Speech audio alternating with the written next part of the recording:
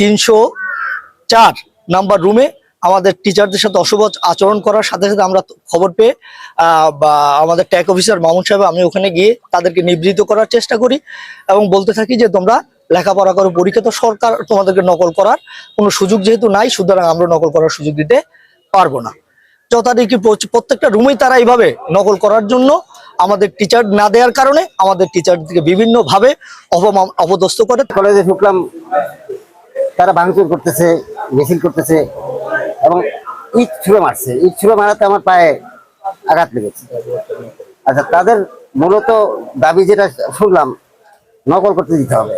একদিকে প্রধানমন্ত্রী নকল মুক্ত পরিবেশ চান, শিক্ষামন্ত্রী চান, আমাদের এমপি জনাব নুরুল ইসলাম নয়ন চান। তো সেই ক্ষেত্রে যদি আমরা নকল করতে দেই তাহলে সেটা তো আইন বিরোধী হয়ে যায়। আমরা কি করে নকল করতে দিতে পারি? জনাব নুরুল ইসলাম নয়ন সাহেব যতটি পরীক্ষা হয়েছে, আমি ভারপ্রাপ্ত কর্মকর্তা থাকা অবস্থায় তিনি আমাকে বারবার ফোনে নকল মুক্ত পরিবেশে পরীক্ষা নেওয়ার জন্য বারবার নির্দেশনা দিয়েছে এবং এবারও এসএসসি পরীক্ষা যাতে নকল মুক্ত পরিবেশে হয়, কোনোভাবেই নকল করতে না পারে এবং একটা মেধাবী জাতি গঠন হয়, এই জন্য তিনি আমাকে বারবার ব্রিফ দিয়েছেন এবং আমাকে বলেছেন, পরামর্শ দিয়েছেন যে কোনোভাবেই নকল করতে দেয়া যাবে না। এবং আমি তার সেই পরামর্শকে প্রতিটা অক্ষরে অক্ষরে পালন করার চেষ্টা করছি। আমি এই নকলমুক্ত পরিবেশে পরীক্ষা নেওয়ার জন্য আমাদের চট্টগ্রাম মনপুরের মাননীয় এমপি নুরুল ইসলাম নয়ন মহোদয় আমাকে সর্বাত্মক সহযোগিতা করার জন্য আমি তাকে ধন্যবাদ জানাই। পরীক্ষার হলে নকল এবং দেখাদেখি হবে না, এটা হতে পারে না বলে চরপেশন মহিলা কলেজ ভাঙচুর এবং শিক্ষক কর্মচারীদের উপর হামলা করেছে পরীক্ষার্থীরা। এদিকে পরীক্ষা কক্ষের দায়িত্ব শিক্ষকদের দাবি সরকার এবং শিক্ষামন্ত্রী নকল মুক্ত এবং পরীক্ষার হলে দেখাদেখি সম্পূর্ণ মুক্ত থাকতে হবে এমন মর্মে আবার কঠোর আইনও বেঁধে দিয়েছেন যে কক্ষের নকল এবং দেখাদেখি হবে সিসিটিভির ক্যামেরা ফুটেজে দেখে ওই শিক্ষকের বিরুদ্ধে ব্যবস্থা নেওয়া হবে। একদিকে শিক্ষার্থীরা ভালো পরীক্ষা দিতে পারছে না, অন্যদিকে পরীক্ষার হলে নকল সহ অন্যান্য সুবিধা দিলে শিক্ষক বহিষ্কার সহ নানান সমস্যা পড়তে হবে। তাহলে নকল মুক্ত সিদ্ধান্ত নেওয়া কি সরকারের ভুল? যদি ভুল না হয় তাহলে যে কেন্দ্রে শিক্ষার্থীরা পরীক্ষা দেয় সেই কেন্দ্র কিভাবে ভাঙচুরের তাণ্ডব চালায় প্রশ্ন রেখেছেন অনেক বিশ্লেষকেরা। শিক্ষার্থীরা বলেছেন প্রশ্ন কমন পড়ে নেই, তাহলে কি স্ব কলেজ শিক্ষকরা কি লেখাপড়া করাচ্ছে? প্রশ্ন এখানেও থেকে যায়।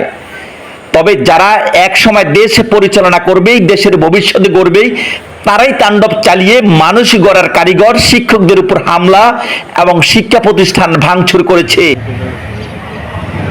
শিক্ষার্থীদের হাতে কলেজে ভাঙচুর, শিক্ষকদের উপর হামলা, এমন ন্যাক্কারজনক ঘটনার কথা শুনে তাৎক্ষণিক ভোলার চরপেশন উপজেলা নির্বাহী কর্মকর্তা ইনুর রোমান আপ্রোচে ছুটে আসেন ঘটনাস্থল মহিলা কলেজ। তিনি দায়িত্বপ্রাপ্ত শিক্ষক এবং ভিজিলেন্স টিমদেরকে সাথে নিয়ে ঘুরে ঘুরে ক্ষতিগ্রস্ত এলাকা পরিদর্শন করে সাংবাদিকদের এক প্রশ্ন জবাবে বলেন, মহিলা কলেজ ব্যাপক ভাঙচুর হয়েছে, শিক্ষার্থীরা ভাঙচুর করেছে, কেন করছে? আপনি ভুয়া অভিযোগও তো করতে পারি। এবং সাথে সাথে আপনাদের পুলিশ টিয়ার গ্যাস ব্যবহার করেছে। ওদের কথা হচ্ছে আমরা ছাত্র, আমরা ছোট মানুষ, আমাদের উপর এইভাবে টিয়ার গ্যাস ব্যবহার করা।